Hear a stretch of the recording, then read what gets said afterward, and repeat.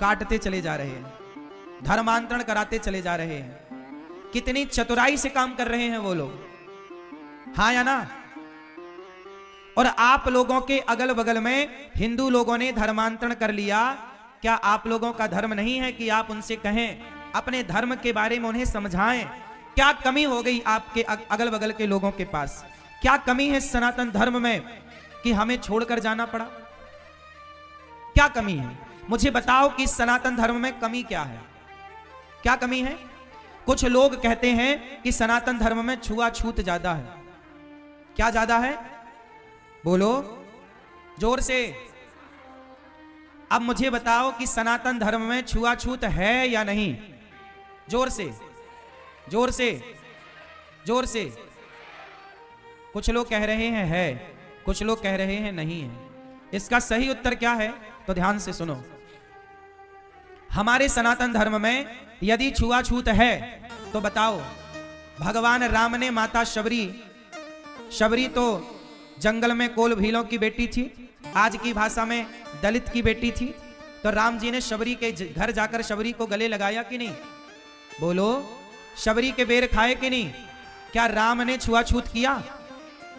जब राम ने निषाद राज को गले लगाया, जब राम ने केवट को गले लगाया, जब राम ने माता शबरी को गले लगाया, जब राम ने छुआछूत नहीं की, तो हम कौन होते हैं भाई छुआछूत करने वाले? हमारे यहां जातियां बनी हैं व्यवस्था के लिए। किसके लिए बनी है? ब्राह्मण जाति नहीं है, एक व्यवस्था है। क्षत्रिय कोई जाति नहीं है, क्षत्रिय एक व्यवस्था है। वैश्य कोई जाति नहीं है, एक व्यवस्था है। शूद्र कोई जाति नहीं है, एक व्यवस्था है। व्यवस्था क्या? देखो यहां पर एक व्यवस्था है। यहां पर क्या व्यवस्था है? ये साउंड वाले की अलग व्यवस्था है, कैमरे वाले की अलग व्यवस्था है, संगीत वालों की अलग अलग व्यवस्था है, आप सबके बैठने की अलग व्यवस्था है। यदि व्यवस्था ना बनाई जाए तो व्यवस्था कैसे बनेगी?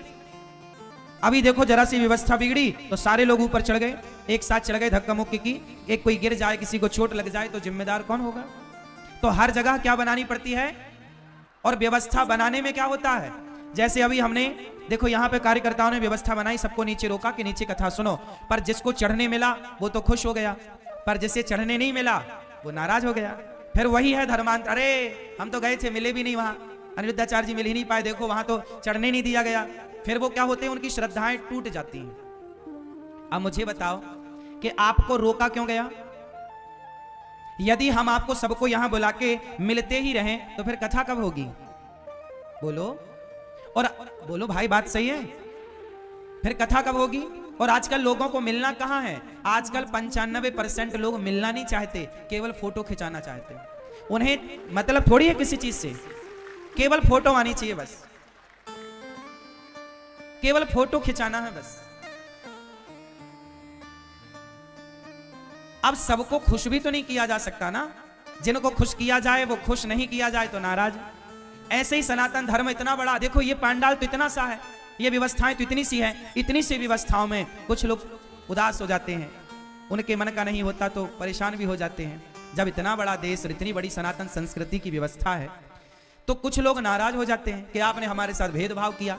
अब आप लोगों को क्या लगा कि आपने उन्हें तो चढ़ा लिया मंच में, हमें नहीं चढ़ाया। भाई हम तो चाहते हैं आप सब मंच में आओ, सब मिलो, पर ये बताओ कि सब मंच में चढ़ जाओगे तो मंच रहेगा कि टूट जाएगा? बोलो, हमारे लिए तो आप सब एक समान हो ना? बताओ, हमारे लिए तो सब आप एक बराबर हो, प्रेमी हो। हमारे लिए थोड़ी कोई ऊंचा नीचा भेदभाव है। आप आओगे, हम सबसे हाथ जोड़ के मिल रहे हैं, लेकिन ये तो आपकी भी जिम्मेदारी है ना कि आपको एक एक से आना है, आराम से मिलना है। कह रहे हैं कि बैठो कथा सुनो तो बैठ के सुनो, तो आप भी यदि व्यवस्था में सहयोग नहीं करेंगे तो फिर व्यवस्था ही अव्यवस्था बन जाती है। क्या बन जाती है? हमारे ऋषियों ने व्यवस्था बनाई, ब्राह्मण को नियुक्त किया कि तुम्हें पढ़ाने का काम दे रहे हैं। पूरी दुनिया में, पूरे भारत में पढ़ाने का काम ब्राह्मण को दिया गया। तुम पढ़ाओगे, और ब्राह्मण पढ़ाने का क्या लेता है? बताओ, आज के पहले राम जी कहां पढ़े थे? जोर से, कहां? गुरुकुल। क्या राम जी को पढ़ाने वाले गुरु ने राम से पढ़ाने की कोई फीस ली? कौन है गुरु राम जी के? बोलो मेरी माँ। कौन? वशिष्ठ जी। वशिष्ठ जी ने क्या राम जी से कोई फीस ली? हाँ, ब्राह्मण का काम है कि समाज स्वयं पढ़ना। ए ब्राह्मण पंडित जी, खुद पढ़ो और समाज को निःशुल्क पढ़ाकर शिक्षा दान कर समाज की सेवा करो। पहले गुरुकुल निःशुल्क हुआ करते थे। आज भी वृंदावन में ये दास अनिरुद्ध ने उस परंपरा को बचाने के लिए, जो गुरु परंपरा, गुरुकुल की परंपरा, राम पढ़े गुरुकुल में, कृष्ण पढ़े गुरुकुल में, महाराणा प्रताप पढ़े गुरुकुल में, झांसी की रानी पढ़ी गुरुकुल में, हमारे यहाँ गुरुकुल की परंपरा है। और उसी गुरुकुल की स्थापना आज ये दास अनिरुद्धाचार्य ने, गौरी गोपाल गुरुकुल है वृंदावन में, 150 बच्चे पढ़ते हैं और सारे बच्चों को पढ़ाना लिखाना रहना खाना सब निःशुल्क है गौरी गोपाल गुरुकुल में। आज भी ये दास अनिरुद्ध उन बच्चों से 1 रुपया नहीं लेता और उन बच्चों को उच्च कोटि की शिक्षा वहां मिल रही है, ये गौरी गोपाल गुरुकुल में। बात समझ में आई? ब्राह्मण का काम क्या है? पढ़ाना और पढ़ना, यज्ञ कराना और यज्ञ करना। यज्ञ कराओगे, दान लेना और दान देना। मैं आप लोगों से दान लेता हूं और आप लोगों से लेकर के दान गौरी गोपाल गुरुकुल में पढ़ने वाले बच्चों की सेवा में, गौशालाओं की सेवा में, वृद्ध माताओं की सेवा में, और अखंड जो रसोई अन्न क्षेत्र लंगर वृंदावन में भी और प्रयागराज में जो अखंड अन्न क्षेत्र बट रहा उसमें लग जाता है। तो ब्राह्मण का काम यही है, पढ़ना। और ये ब्राह्मण की एक व्यवस्था है। लेकिन आजकल क्या हुआ? व्यवस्था हो गई चौपट। अंधेर नगरी चौपट राजा, टके शेर भाजी, टके शेर खाजा। यही का उदाहरण देकर के अपनी वासनाएं पूरी करने में लगे हुए। अब आपको बताऊं कि रासलीला क्या है। श्री कृष्ण ने क्या रचाई? गोपियों के संग रासलीला। अच्छा बताओ, ये रासलीला क्या है? रास मतलब होता है, भगवान का एक नाम है रस, रसो वैसा, भगवान का एक नाम है रस। अच्छा, भगवान रास रचाते हैं। एक कहावत आपने सुनी, कहावत का डायलॉग है, आप लोग सब टीवी के द्वारा सुनते हैं, तुम करो तो रासलीला, हम करें तो कैरेक्टर ढीला। अब मुझे बताओ कि रासलीला और कैरेक्टर ढीला, क्या रासलीला में कैरेक्टर ढीला हुआ था? क्या रासलीला कोई कैरेक्टर ढीला की लीला है? बोलो मेरी मां। तो रास हुआ क्या था? क्या है रास? सुनो, रास में है गोपियां। और गोपियां कौन है? जो गोपियां कृष्ण के सिवा किसी को ना चाहें, जो कृष्ण के अतिरिक्त किसी को ना चाहें, उनका नाम गोपी है। अच्छा बताओ, जब रास लीला हुई तो वहां पर भगवान शंकर आए कि नहीं? बोलो, क्या बनकर के आए? बोलो, शंकर जी भी गोपी बनकर आए, साड़ी पहनकर आए, बिंदिया लगा कर आए। शंकर जी साड़ी पहन रहे हैं, बिंदिया लगा रहे हैं, मांग भर रहे हैं, चूड़ी पहन रहे हैं। पार्वती जी बोली, क्या कर रहे हो भोलेनाथ? बोले, आज मैं गोपी बन रहा हूं। क्यों बन रहे हैं? क्योंकि गोपी बनूंगा तो मुझे रास में, कृष्ण की रास लीला में प्रवेश मिलेगा। अब बताओ, गोपी मतलब स्त्री नहीं, गोपी का मतलब है गोपियों की तरह समर्पण भगवान के प्रति। गोपियों की तरह समर्पण, गोपियों की तरह समर्पण के भाव का नाम गोपी है, ना कि किसी स्त्री का नाम गोपी है, ना किसी पुरुष का नाम गोपी है। शंकर जी क्या बने? गोपी। नारद जी भी गोपी बने और आए, रास रचाए, दिव्य रास रचाया गया। हाँ या ना? बोलो हाँ कि ना? इसलिए मेरी मां, भगवान श्री कृष्ण कौन है? साक्षात भगवान। अच्छा बताओ, कृष्ण भगवान है या नहीं? बोलो। अब लोग कहते हैं कि तुम हमारी राधा बन जाओ, हम तुम्हारे कृष्ण। आप बताओ, आजकल का ये नालायक दो कौड़ी की सोच वाला आदमी अपने आप को कृष्ण समझ रहा है। देखो जरा, कृष्ण बन जाओगे, रास रचाने के लिए कृष्ण बन गए, लिवन में रहने के लिए कृष्ण बन गए, तो जरा एक उंगली से 5 किलो का पत्थर ही उठाकर दिखा दो। भगवान ने तो गिरिराज जी उठाकर दिखाया था। भगवान कृष्ण ना मनुष्य नहीं है जो एक उंगली से पर्वत उठा सकते हैं, जो मुंह खोलकर ब्रह्मांड दिखा सकते हैं ना, उनकी तरह बराबरी ना करो कि मैं भी कृष्ण। ना जी, हम तुम मनुष्य हैं। हम कौन हैं? हाँ, मनुष्य ही बन जाओ अच्छे वाले, भगवान बनने की होड़ ना मचाओ। इसलिए मेरी मां, अपनी छोरियों को समझाओ कि बेटा राधा कृष्ण का ब्याह हुआ था। नहीं समझाओगी ना तो तुम्हारी छोरी भी किसी की राधा बनने को ललचा रही है। हाँ, मजाक नहीं कर रहे, सही बोल रहे हैं। आजकल की छोरियां ही, कुछ छोरे भी, कुछ छोरियां, आजकल लड़के, मैंने सुना है, ये बात मैं अपनी तरफ से नहीं बोल रहा हूं, मैंने सुना है, बात सही है कि गलत राम जाने, मैंने सुना है आजकल लड़कों से ज्यादा लड़कियां बिगड़ रही हैं। बात सही है कि गलत है? हैं? हाँ, आजकल तो लड़कों का भी बलात्कार हो रहा है। हे क्या सही तो बोल रहे हैं। ऐसी कथा है, सुनो। एक पंडित जी थे, बड़े गरीब थे। एक पंडित जी थे, बड़े गरीब थे। पंडितानी एक दिन पंडित जी से बोली कि सुनो, इतने बड़े भक्त हो, हमारा जो राजा है ना, वो राजा सबके पुण्य खरीदता है, तो आप एक काम करो, इतना पुण्य करते हो आप अपना थोड़ा सा पुण्य बेच क्यों नहीं हो? चलो, हमारा राजा पुण्य खरीदता है, थोड़ा सा पुण्य बेच करके आते हैं, थोड़ा सा पुण्य बेच करके आते हैं। अब पंडित जी चले पुण्य बेचने। अब देखो, राजा जो था ना, वो पुण्य खरीदा करता था। क्या खरीदता था? राजा बड़ा पुण्यात्मा, वो पुण्य खरीद लेता था। अब राजा के दरबार में ऐसे ही लोग पहुंचते थे कि महाराज मेरा पुण्य खरीद लो। पंडित जी भी चले। पंडित जी चले तो पंडितानी जी ने कुछ खाने पीने का सामान, या ये कहें कि रोटी, रास्ते के लिए पूरी, अचार रास्ते के लिए रख दिया। पंडित जी चले, पूरा दिन चलते रहे पैदल।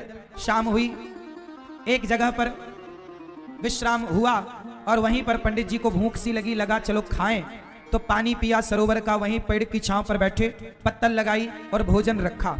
और जैसे ही भोजन करने वाले थे कि कोई भूखा व्यक्ति आ गया। कौन आया?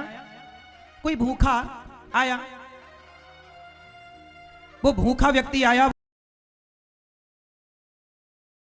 बड़ी भूख लगी है, क्या कुछ खाने को मिलेगा?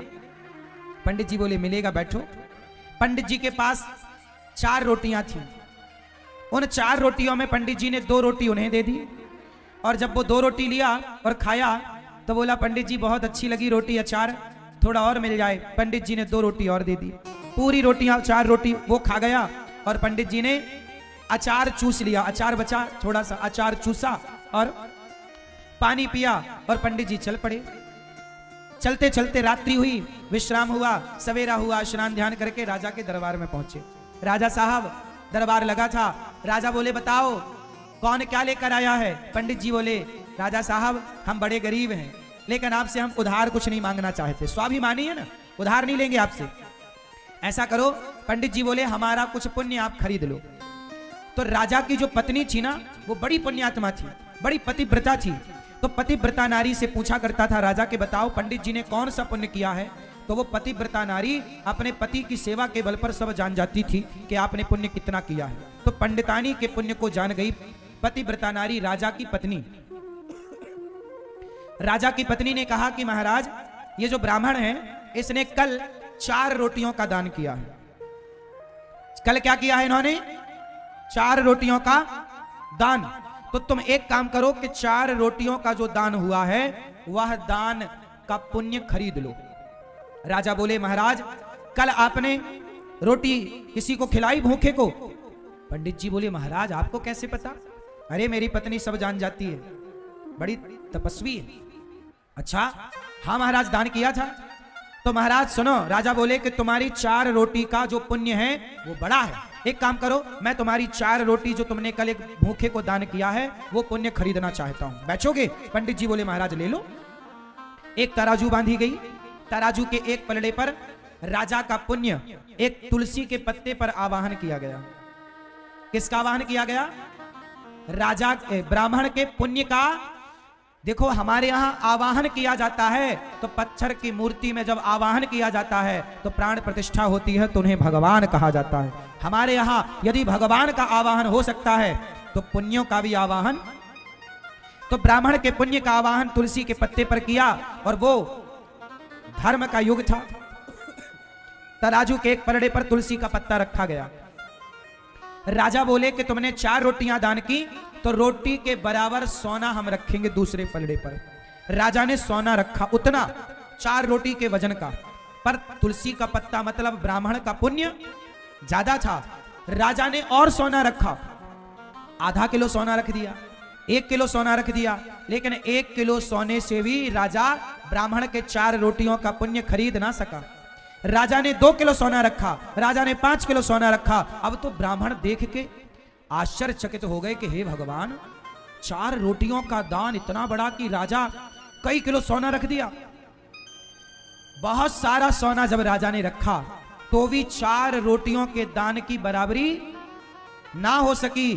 तब ब्राह्मण समझ गए कि मेरा पुण्य राजा के सोने से बड़ा है, मेरा पुण्य राजा के धन से। अब बताओ, ज्यादा धनवान वो राजा है कि वो पुण्यात्मा ब्राह्मण? इसलिए मेरी मां, सोना चांदी होने से अमीर नहीं होता, जिसके पास ज्यादा पुण्य है वही अमीर होता है। राजा ने पत्नी को बुलाया, देवी ये ब्राह्मण ने 4 रोटी का दान किया, ये तो तुल ही नहीं रहा है। पत्नी ने कहा, पतिदेव ये ब्राह्मण ने 4 रोटी का दान तब किया जब स्वयं ब्राह्मण भूखा था। ये स्वयं भूखा था, पर भूखे रहकर भी इसने किसी भूखे का पेट भरा। तो जो किसी का पेट भरता है उसके पुण्य की तुलना, उसके पुण्य को कोई कभी खरीद नहीं सकता, वो पुण्य सबसे बड़ा है। इसलिए कहता हूं मेरी मां, ये प्रयागराज में जो कुंभ का मेला है, हजारों भक्तों के लिए गौरी गोपाल अन्न क्षेत्र बट रहा है। आप भी अपनी ओर से कुछ भोजन बंटवाकर पुण्य ले लीजिएगा, ताकि प्रयागराज में गंगा जी में डुबकी लगाने वाले भक्त जब आपकी रोटी, आपका प्रसाद पाएंगे तो पुण्य के भागीदार आप ही होंगे।